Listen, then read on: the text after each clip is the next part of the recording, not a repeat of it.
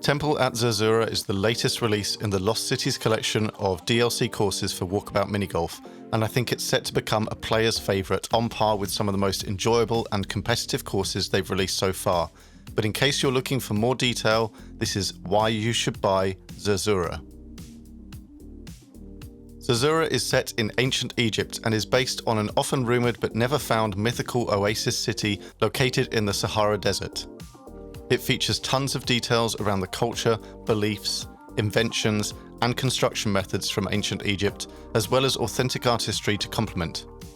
With a reasonable dose of creative license, Mighty Coconut have still clearly put in a huge amount of research and work to bring enough authenticity to the design to make it as informative as it is awe-inspiring. So if archaeology and anthropology are your thing, then today is your day. The first impressions landing in Zerzura are that of the sheer vastness of the desert.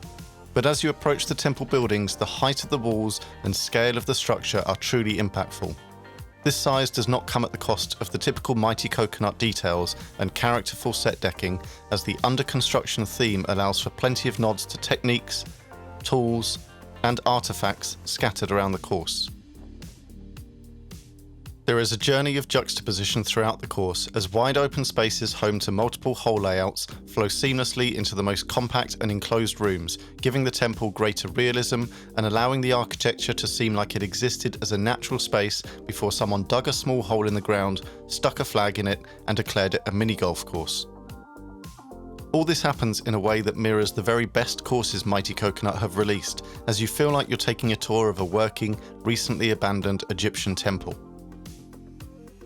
The night course takes a darker twist, with amped-up reference to the ancient theories of the journey to the afterlife now taking over the decoration, and the modern hum and illumination leave a suggestion that some greater power has been involved in the refurb. Fortunately, none of this comes at the expense of the golf itself. What starts out as a couple of sandy holes with freer, more open paths, featuring a similar ball-slowing texture to that of Quixote Valley, soon refines into clear-cut stone angles and some precise lines similar to that of Gardens of Babylon, just better. The majority of the holes are almost entirely safe from risk, meaning that your ball is going to end up in play somewhere without risk of being out of bounds, but this means that more inventive angle play may be called upon to recover from a missed line, similar to some of the highlight holes of Cherry Blossom. It's this freedom to take the shot without fear of out of bounds which allows them to narrow the width of the intended hole-in-one routes without discouraging a wide sector of the player base from going for them. This means that Zerzura could host a round of players from a range of different abilities, and I truly believe that each will end up rooting for one another without anyone getting overly frustrated. Many of the smaller holes occupying the middle section of the course are also likely to be popular with the real-world mini-golfers, as the concepts are simple but the margin between a great shot and a good shot is slim enough to put good technique to test. The larger holes, in contrast, either call upon percentage positional plays or refined judgment of height and distance, and so would make this a great match play course for those with differing skill sets to compete. One thing I've neglected to mention in previous reviews was the music, and that's partly credit to the amazing work Chris Raymond does to create soundtracks that feel so sincerely like they belong to the environment that you forget they're even there. The music for Zerzura is a rich film score-esque drone which makes great use of traditional instrumentation and sounds to keep the textures authentic. The driving rhythm that enters does so in a 7-beat pattern, meaning that although there is a constant pulse, it doesn't distract or become predictable.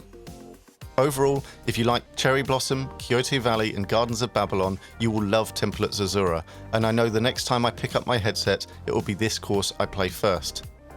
This is, for the most part, an aim, point and shoot course, where the shot play sits above any gimmick or decoration.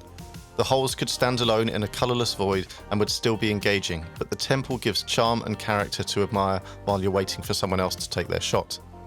So if you're new to Walkabout and deciding which should be your first DLC purchase, I would say this one.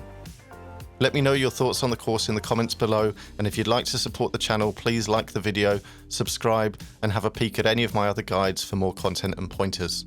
Thank you again for watching, and I hope you enjoy Zerzura as much as I have.